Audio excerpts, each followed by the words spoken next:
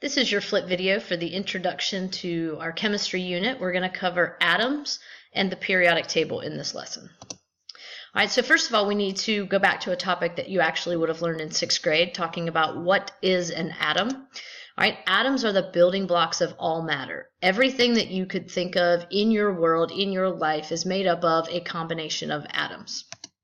Atoms have a dense nucleus and a light electron cloud. And I'm going to show you a picture of what that looks like. So this is clip art of a typical atom. All right, but what you can see here is in the nucleus, these red and blue circles. That is very dense and heavy, which gives the atom its weight.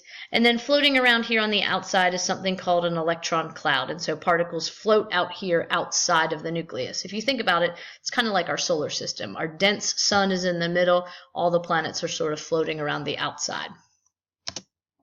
All right, so what are the particles that make up every single atom? And these are called subatomic particles, and every atom has 3 different pieces to it. So first of all, there are protons. These have a positive charge.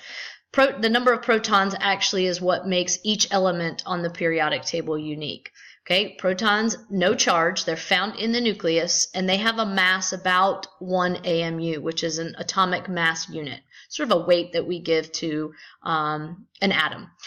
Also in the nucleus, you have the neutrons. All right, no charge. All right, with those. All right, protons, positive. Neutrons, no charge. Easy way to remember that. P positive, N neutral.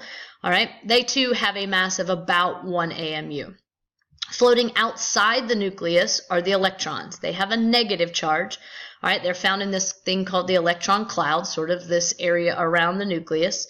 All right, they have a mass extremely small. They do not add any weight to the atom, really. I put on there that the mass is less than 1 AMU, but it's like less than 1 AMU. These things are so light. All right, so the electron cloud theory. All right, an atom has a nucleus surrounded by an electron cloud with different energy levels. So if you think about it, it's just circles built on top of each other. All right, these energy levels can hold a specific number of electrons, and so through scientific discovery, they've been able to determine how these electron clouds work. Okay, you fill energy levels closest to the nucleus first, and I'll show you a picture of what I'm talking about. So here's a picture of a typical electron cloud. In the middle, you have your nucleus, which these blue and yellow circles represent the protons and the neutrons. Floating outside, you have these different energy levels, and you start with the inside first. And you can see there are 2 electrons on the inner shell. Okay, the first shell can hold 2. We're going to get into valence electrons much deeper than what we're going to get onto here. The next level can hold 8, and then this outer level can hold a different number as well. But you can see basically it's saying electron cloud theory, protons and neutrons in the middle, electrons float on the outside around it.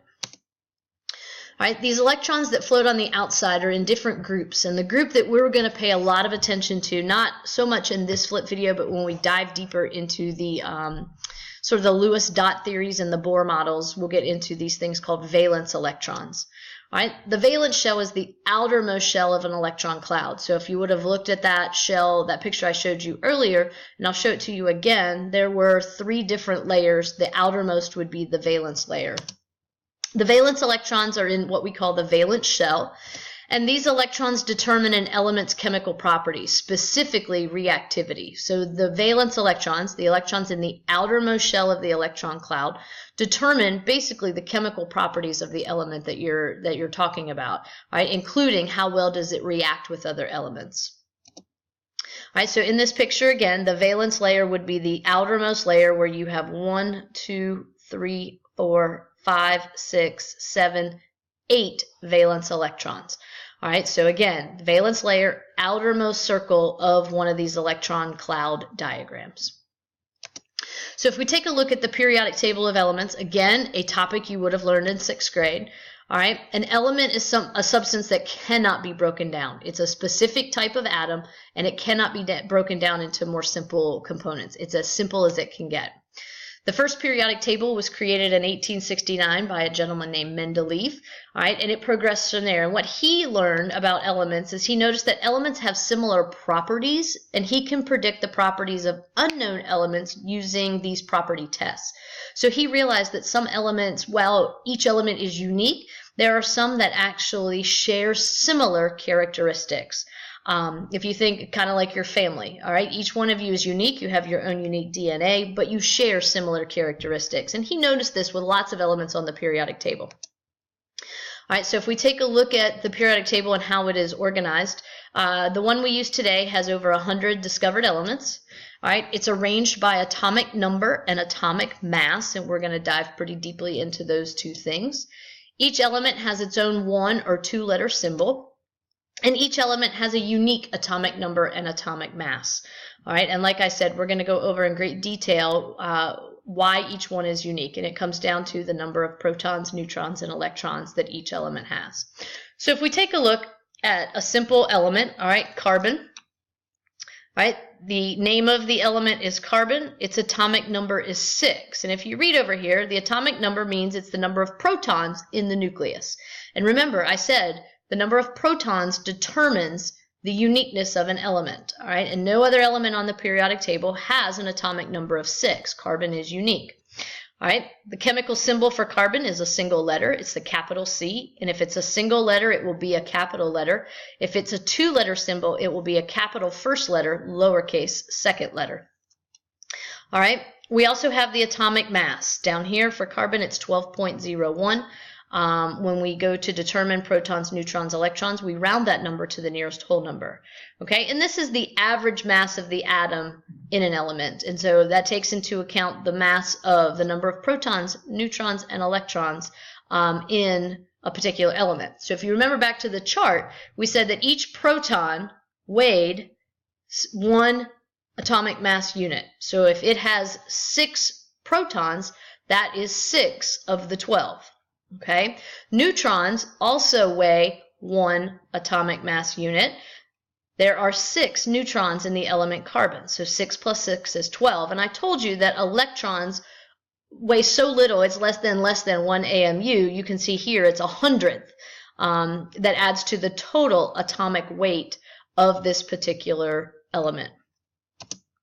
All right, so the periodic table, it looks weird, but it is arranged with a purpose. All right, so first of all, we have periods on the periodic table. These are the horizontal rows, okay? These go across the periodic table.